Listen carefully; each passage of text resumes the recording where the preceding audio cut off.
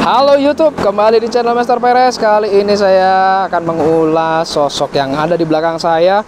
Dan bisa dibilang tidak sesuai ekspektasi harapan orang-orang yang ada di Indonesia pastinya. Seperti ada yang di video di atas, itu saya mengulas video terkait Fortuner Legender yang ada di Thailand, di launching di Thailand.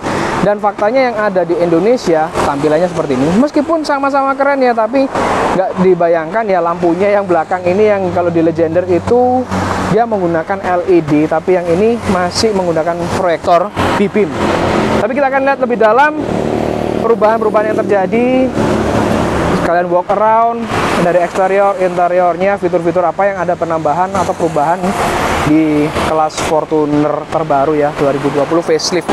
Dibilang facelift, kalau saya pribadi sih memang nggak bisa dibilang 100% facelift, tapi ke minor change aja. Dari sisi harga ada kenaikan yang lumayan benernya.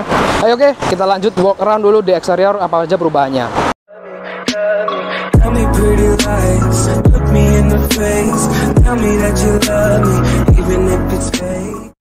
Kunci dari Fortuner masih sama, nggak ada perubahan. Ini kita langsung coba masuk ke dalam unit Fortunernya.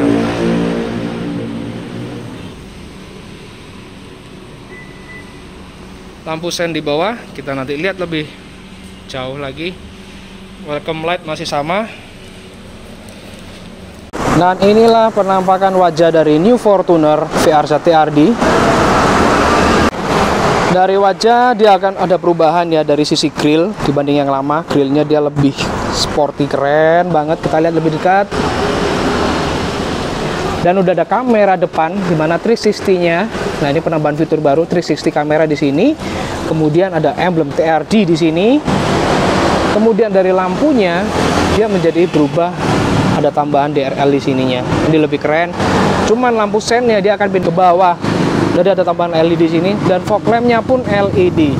Nanti kita akan lihat lagi pendarahan lampunya. Ini dia dari wajah dari New Fortuner VRZ TRD. Dari kap mesin nggak ada perubahan. Dan ini pun warna silver, seperti yang saya kemarin bahas ya, warna silver Fortuner.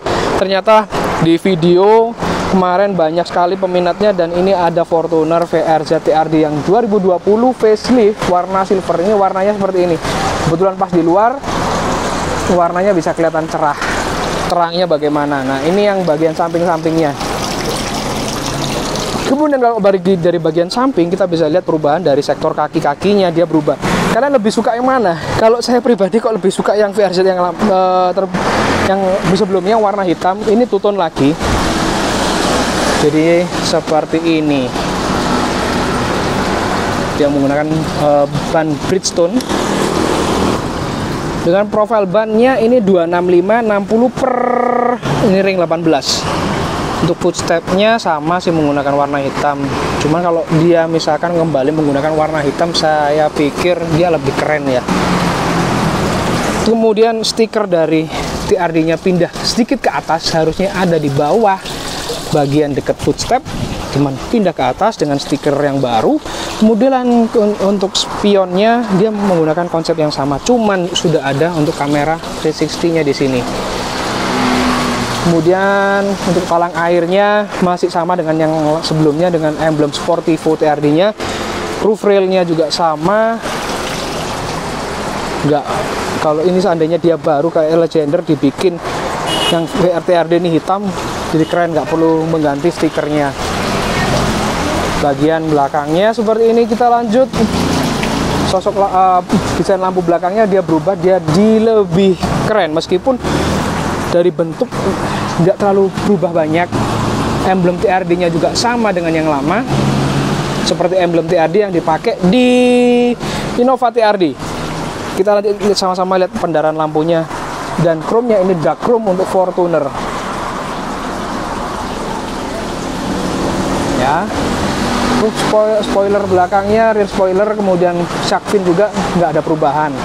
Dari sisi bumper belakangnya kita bisa lihat sama-sama, inilah konsep baru dari Fortuner. Keren sih.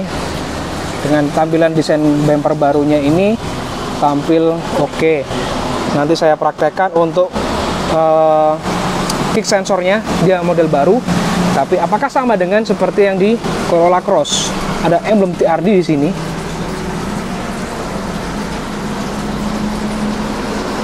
Nice. Nah, kamera belakangnya dan juga sudah dilengkapi power backdoor di sini. Inilah Fortuner VRZ TRD 2020 facelift. Nice. Tapi sebelum masuk ke sisi dalam, kita akan lihat pendaraan lampunya terlebih dahulu. Bentar, saya cek juga di bagian sisi penumpang depan, apakah sudah electric seat. Wow, ternyata sudah menggunakan electric seat di sini. Ini upgrade yang ya bisa dibilang oke lah. Di bagian sisi penumpang dia udah pakai electric seat. Ini penampakan dari interiornya. Nanti kita akan masuk lebih dalam untuk interiornya bagaimana. Cuman yang ini lebih nuansanya black, jadi kesan lebih sporty. Oke, kita lihat pendaraan lampunya. Oke, kita akan lanjut ke pendaraan lampu bagian depannya seperti apa. Dan inilah kita lihat sama-sama nanti pendaraan lampunya dari Fortuner VRZ. Lampu hazardnya di bawah, pendaraannya jadi keren banget. Nah, ini pendaraan lampu utamanya.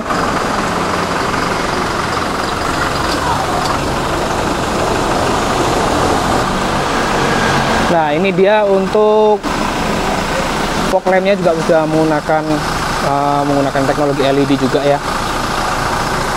Sayangnya dia tidak sequential atau running ya. Dan ini bagian lampu DRL atau lampu sen. Pada saat lampu sen tidak nyala atau tidak aktif, dia akan berwarna putih seperti ini. Jadi keren sih tampilannya ya. Oke, kita lanjut ke bagian belakangnya. Pendaraan lampunya seperti apa? Lampu sennya seperti ini. Kita lihat bagian belakang. Dari samping udah menggunakan LED bar seperti ini. Nice. Nah, ini lampu remnya. Lampu kotanya. Coba direm lagi, Mas. Nah, ini lampu remnya seperti itu. Nice. Oke, kita lanjut ke bagian dalamnya. Kamera parkirnya udah 360 ya.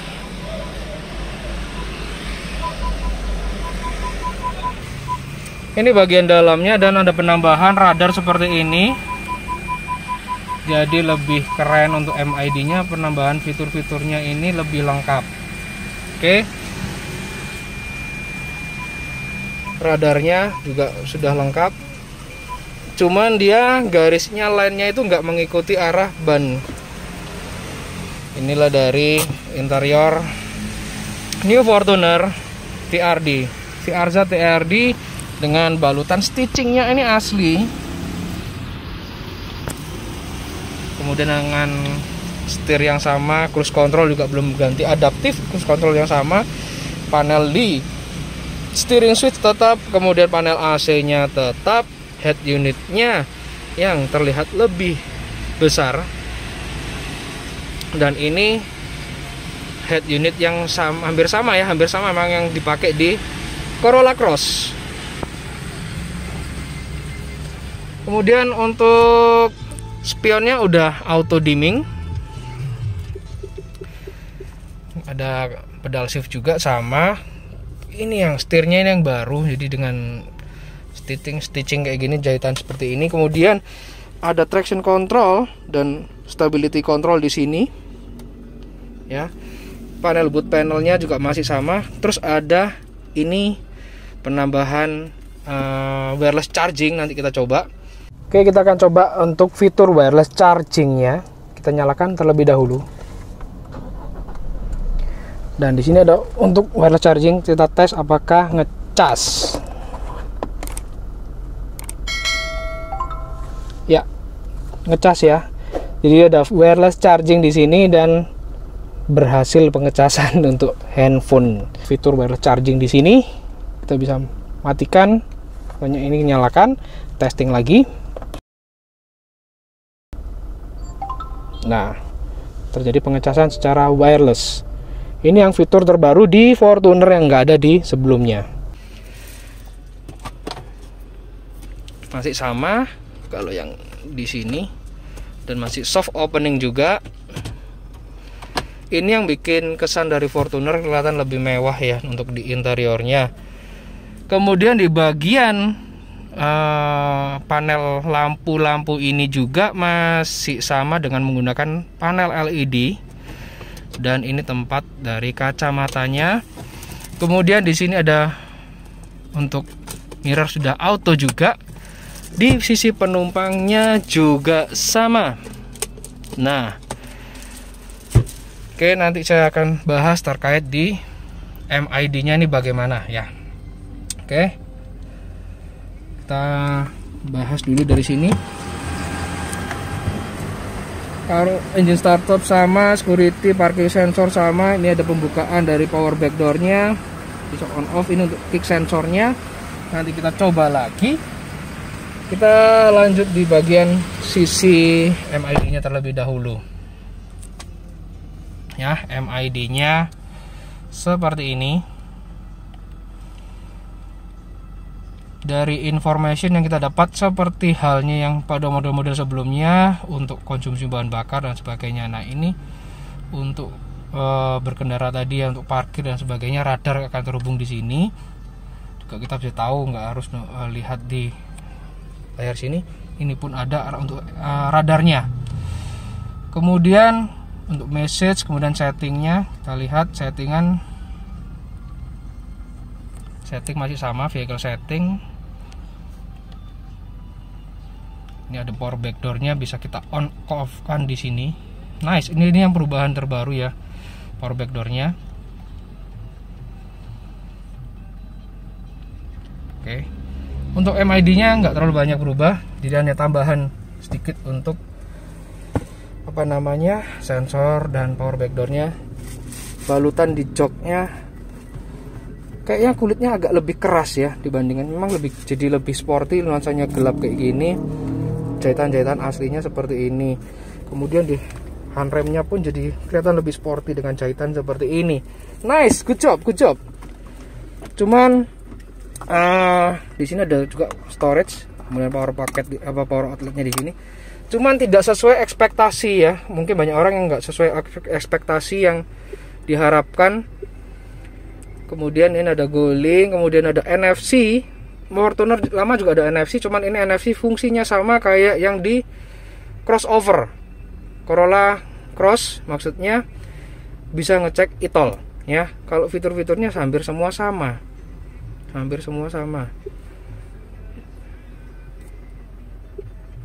Ada surround monitor ini yang nggak ada di Corolla Cross-nya. Oke.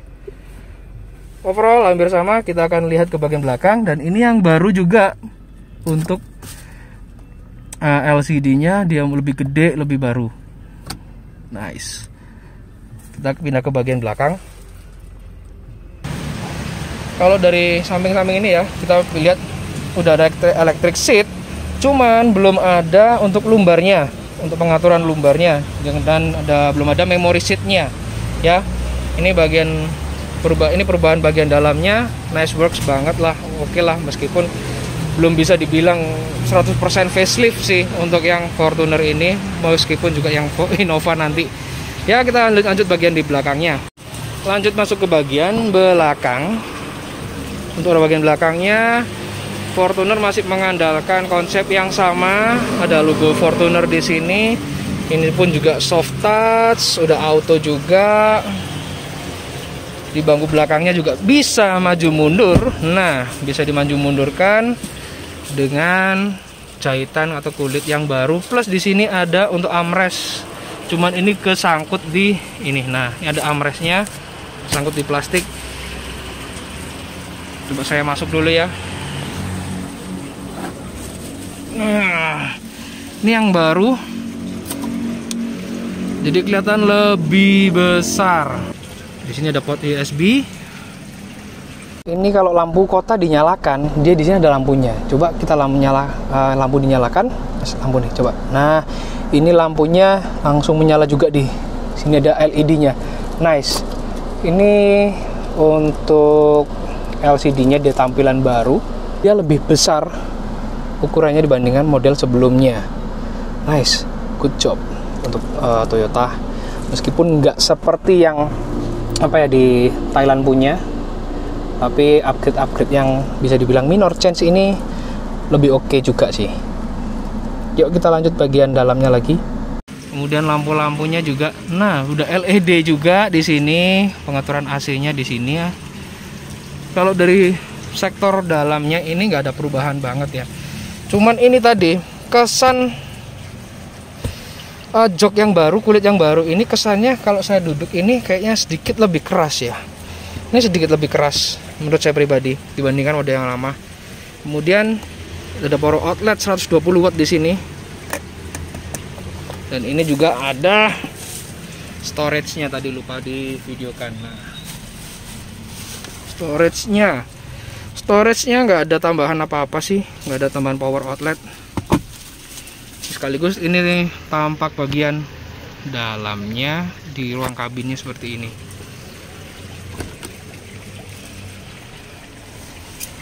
Nice. Kita akan coba fitur power backdoor-nya ya.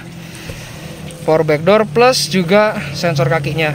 Apakah sama dengan yang lama? Kayaknya dengan pengaturan yang baru mungkin bisa jadi sih. Dia menggunakan teknologi yang sama di Corolla Cross, cuman nggak ada pengaturan adjustment di sana seperti yang di Corolla Cross. Oke, kita lanjut ke bagian belakangnya. Kita coba dengan power backdoor-nya dulu.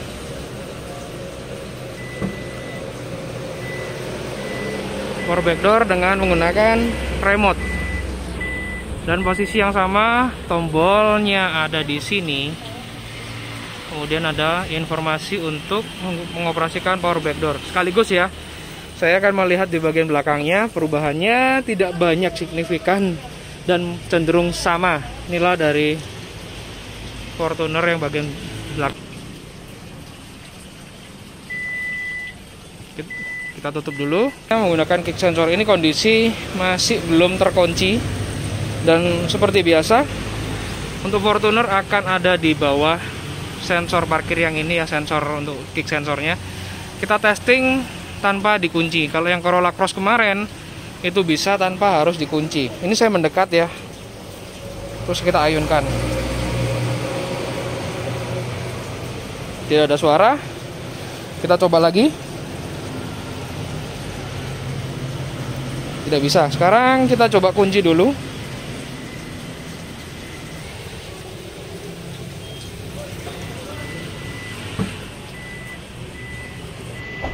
Dan harus kondisi terkunci ya. Kita nanti coba lagi untuk kondisi yang belum terkunci. Karena sensornya kayak lebih peka di Corolla Cross.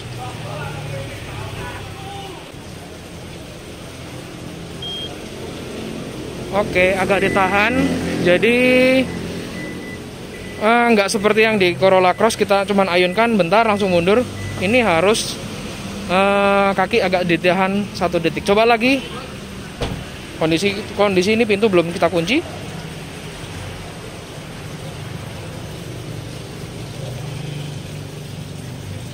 Nggak mau. Oke, testing, kita kunci lagi.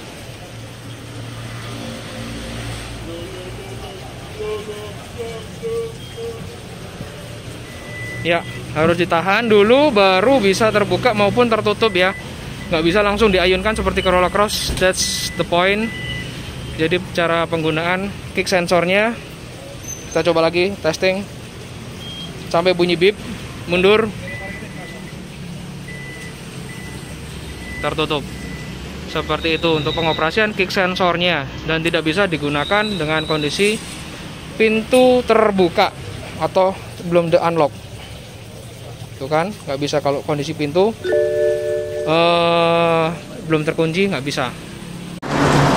Inilah sisi dapur pacunya. Ini dari sisi dapur pacu, Toyota tidak melakukan rombakan apa-apa. Jadi tenaga dan output power semua sama, tidak ada perbedaan dengan model yang sebelumnya. Sangat sayang disayangkan ya, kalau di Thailand ada yang 2800, kalau ini nggak ada. Kemudian ini kap mesinnya juga sudah ada peredamnya. Jadi ya sama sih. Dari si engine masih mempertahankan 2400 cc dengan tenaga 100, outputnya 150 horsepower, torsinya 400 Nm. Nice. Mesin dianggap masih reliable di Indonesia dan kuat, masih ya kalau mau yang oke ya 4x4 untuk yang berpetualang.